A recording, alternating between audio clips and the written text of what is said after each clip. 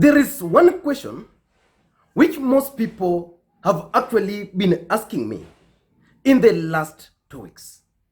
The question about Hassan Joho and William Samoei Ruto. Most people asked me whether Hassan Joho has finally decided to dump Raila Odinga to join forces with William Samoei Ruto for the purposes of 2022 general election. And for those who are keenly following the politics of this country, the allies of the deputy president went further and circulated this video of Mishimboko. Lazima sisi tujue wapani kwa hapo kwa mambo sasa. Sisi wapani bila kuficha aliye mbele ayuko mbele. Yo ameenda mbele, si amefika mbele kidogo. Kwa sababu hatutataka mpwani ambaye ati yeye base yake ni Coast Region peke yake. Tunataka mpwani ambaye hata ukienda Western ukitaja 001 wanajua 001 ni nani. Ukienda Nyanza wanajua. Ukienda Northeastern wanajua. Sasa tukae chini tuangalie wale machipukizi, wale wote wanakaa pamoja. Manake Ruto anasema ni hasla na hata Hassan Joho ni hasla. Mimi najua alilala kitanda cha kunguni. Sasa kama ni mahasla tutengeze kolabo ya mahasla. Alafu tuone kolabo ya mahasla inasimamia Kenya. Inasimamia Kenya kama sivyo. Na si mnajua gavana Joho akienda kule mbele mama mimi atakuwa yuko.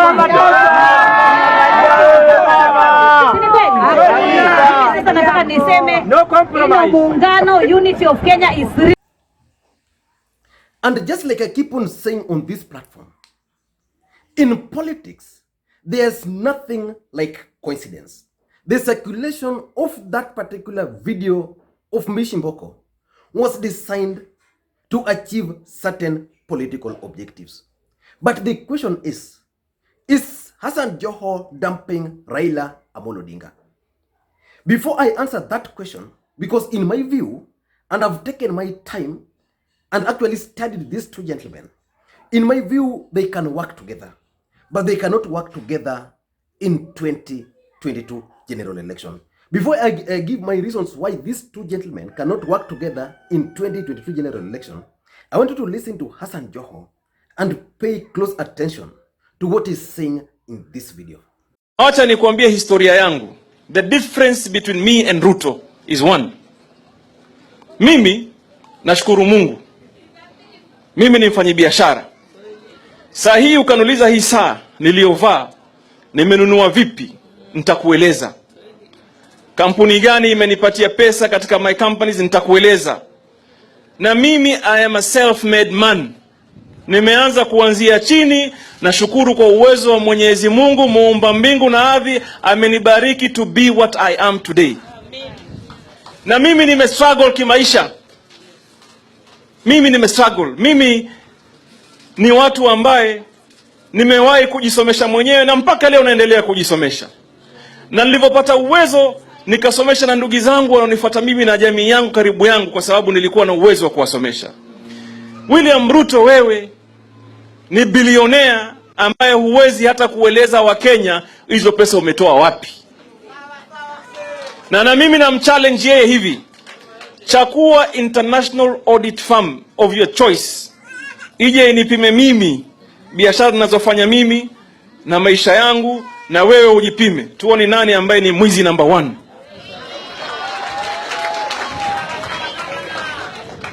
Tuelewane hapo. Tena wewe William Ruto ulikuwa na bahati kwa sababu wewe you went to dance na kumwimbia Moi akakusaidia to be what you are. Na leo unamponda Moi zaidi ya kuponda mtu mwingine yoyote. Wewe utamuheshimu nani wewe? You know, kama weza mponda the Moi family ambaye Moi imekujenga to be what you are today, utamuheshimu nani? Basi mimi am a different person. Mimi siogopi my friend. I will tell it to you the way it is. Tena nakungoja uje hapa katika jukwaa moja siku hilo nitakupaka hata uwezi amini. Kama kutetea watu wangu ni kukosa elimu sawa, wacha niikose, lakini dhuluma juu ya watu wangu siikubali. I will tell it to you as it is. Now in politics, you can't rule out any possibilities. William Ruto and Hassan Joho can actually work together. because politics is about interest. But for 2022 general election, I don't see these two gentlemen working together because of the following reasons. Number one is what I call Hassan Joho support base. Hassan Joho is very popular and Hassan Joho is loved. But the question is, who love Hassan Joho? Who are his followers? The answer to that question is very simple. Hassan Joho is loved by the people who support Raila Amolo Odinga. So basically the support Hassan Joho enjoys today is because of his loyalty to Raila Amolo Odinga. And that explains the difference between Hassan Joho and Amason Kingi, for example. If you take Coast Region today and you give Hassan Joho a chance and you give Amason Kingi a chance, something always tells me that Amason Kingi can actually win over. But because of Raila Odinga's factor, because Hassan Joho is perceived to be more loyal to Raila Odinga than Amason Kingi, that explains why Hassan Joho enjoys the support across the country. As a matter of fact, today if you remove Raila Odinga from Hassan Joho, I don't know whether we can have Hassan Joho. So that's number one, Raila Odinga factor. Number two is what I can call their brand of politics. If you study Hassan Joho and you study William Samoei Ruto, these two gentlemen are both ambitious. And these two gentlemen are playing the kind of politics, what I can call populist politics. And there's no way you can have Hassan Joho and you have William Ruto in the same camp, because all of them will play populist politics. Hassan Joho is able to shine around Raila Odinga because he's playing populist politics. Raila Odinga is not playing populist politics. William Ruto was able to shine around President Uhuru Kenyatta because William Ruto is a populist politician. Just the same way Babu Owino is able to shine around Raila Odinga. So because of their brand of politics, and both these two gentlemen are very aggressive and they're abrasive at the same time. And because of that kind of politics, in 2022, they can't work together. So they can only work together if one of them is going to be humbled. So for example, if the deputy president will contest in 2022 and is defeated, then he decides to humble himself, or Hassan Joho will bank on, for example, Uhuru Kenyatta and Raila Odinga to appoint him to certain positions, let's say a deputy prime minister, and then he fails to get that, then he's going to humble himself. Then in 2022, then they can work together. But not now. Right now, the kind of politics Joho is playing is populist. The kind of politics Ruto is playing is populist. So there's no way they are going to merge. Number three is personal ambitions. Politics is about interest. And the question which is ringing in the mind of Hassan Joho is that I'm completing my term as the governor for Mombasa. What next for me? The question ringing in the mind of the deputy president William Samoei Ruto today is that I'm completing my term as a running mate, as the deputy president of the Republic of Kenya. What next? Remember, Ruto cannot be deputy president or a running mate to any other person again. He can only contest for the presidency. So the question is, Hassan Joho is asking himself, if he were to join William Ruto today, what role will he play? Which role can he play in that team? And in my view, Hassan Joho's interest is well catered for in Raila Odinga's side. Raila Odinga, in my view, will cater for the interest of Hassan Joho more than any other person. Because if you look at even the ODM structure today, Hassan Joho is the deputy party leader. So which means in ODM alone, Joho stands a chance of becoming the party leader in ODM party. If he has to join William Ruto, of course they can make him a deputy party leader. But for how long will he be able to maneuver his way around that party and hold those people make those people believe in him. So, and again, as things stands today, if you look at Hassan Joho serving his last term as the governor, he understands power. Hassan Joho knows that the power currently lies with Raila Odinga and Uhuru Kenyatta. And these guys are likely to support a candidate in 2022. If not Raila Odinga running, then they are going to support another candidate. So even if that candidate is not going to be Hassan Joho, Joho believes so strongly that in a cabinet where Raila Odinga is, and a cabinet is being, a cake is there, and people are being given, Joho is sure of getting a slice from Raila Odinga's side. And because of that, I don't think Hassan Joho can actually decide to support William or to join hands with William Samoei Ruto. Number 4 is what I call past history of these two gentlemen.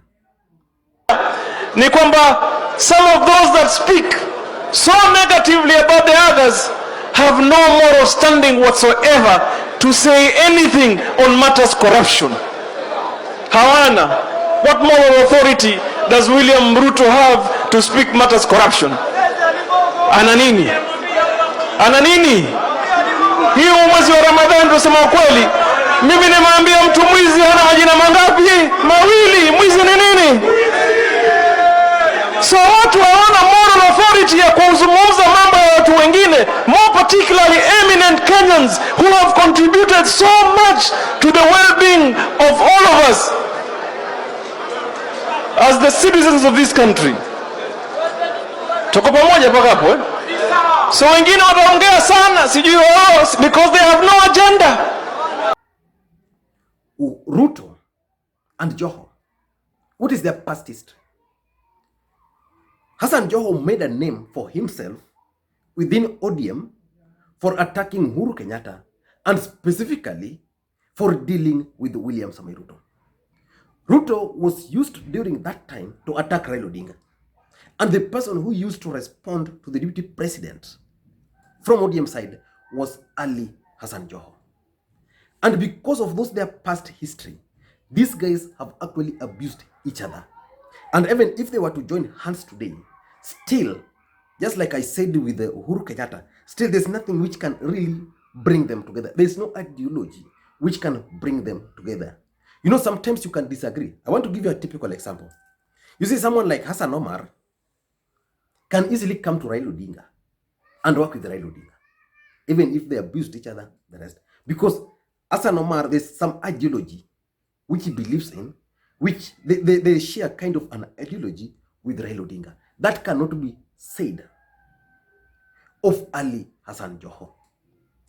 Number 5, I think, is the handshake politics. The Building Bridges Initiative. You see, the Building Bridges Initiative and the handshake is promising people like Hassan Joho an opportunity to make a political comeback. How is this possible? If the Building Bridges Initiative is going to be passed, then chances are that some of the governors will even decide to go and run for parliamentary seats. And because there's a number of cabinet ministers who are going to come from parliament, then they'll be appointed to the cabinet. And already, I'm told Oparanya is even thinking of running for Butere. Is it Butere? And Ojamong is also thinking of running for a parliamentary seat. Teso South. Governor Bado is rumored to be planning to run, for example, for Uriri parliamentary seat. Rasanga in Siaya is rumored to be planning to contest for the Senate. Joho might decide to contest for the Likoni, for what was his original, not Likoni, for the Kisauni parliamentary seat. So that once he contests and wins that seat, then he can be appointed a cabinet minister from parliament. So those are some of the reasons why I strongly believe that Hassan Joho and his interests, because politics is all about interest, his interests are well covered on the side of Raila Odinga and Uhuru Kenyatta. It will take a miracle for Hassan Joho to actually decide to support William Samoei Ruto in 2022. I'm not ruling out the two gentlemen working together beyond 2022. But just like I keep on saying, politics is all about interest. So in his own wisdom, Hassan Joho might figure out that his interest will be best served on the side of William Samoei Ruto. But for those who've been following the politics of this country, it would be difficult for Hassan Joho to work with William Ruto. And I want to give you an example. If you look at the people who are supporting William Ruto, all of them, just count all of them. Is there anybody is there anybody in that team with a clout like Hassan Joho? Everybody who supports William Samoei Ruto are people he believes cannot challenge him. Hassan Joho can challenge William Ruto. So William Ruto cannot allow Hassan Joho around him very closely. The reason Duale supported Ruto was because Duale was depending on Ruto. The reason Ndindi Nyoro is supporting Ruto is because he's not ambitious. He can't challenge Ruto. The reason Moses Kure is supporting Ruto is because there's no day Moses Kure can challenge Ruto. You go to Aisha Jumwa, there's no day Aisha Jumwa can challenge Ruto. You go to Oscar Sudi, not a single day. But Hassan Joho can challenge William Ruto. And William Ruto cannot work with the people who can challenge him. But in politics, you can't rule out anything. And the mere fact that this issue is coming up is enough reason for people to start figuring out that Hassan Joho can actually work with the deputy president. But from my side, they can't work together in 2022. Maybe in 2027. I don't know what you think. I want to read your comments on this particular subject right now. Thank you guys. And if you are watching this video for the first time, I want you to take a second or two, hit the subscribe button so that next time we produce a video like this one, you get notified. And to the subscribers, I want to continue thanking you guys for your continued support. You can see it, you can feel it. Today I'm a bit better. At least today I'm a bit better. You can feel, you can mean. So the only thing you do, please help me with this video. Help us create interactions. Share the video, like the video, give the video comments, give it thumbs up. Bye-bye.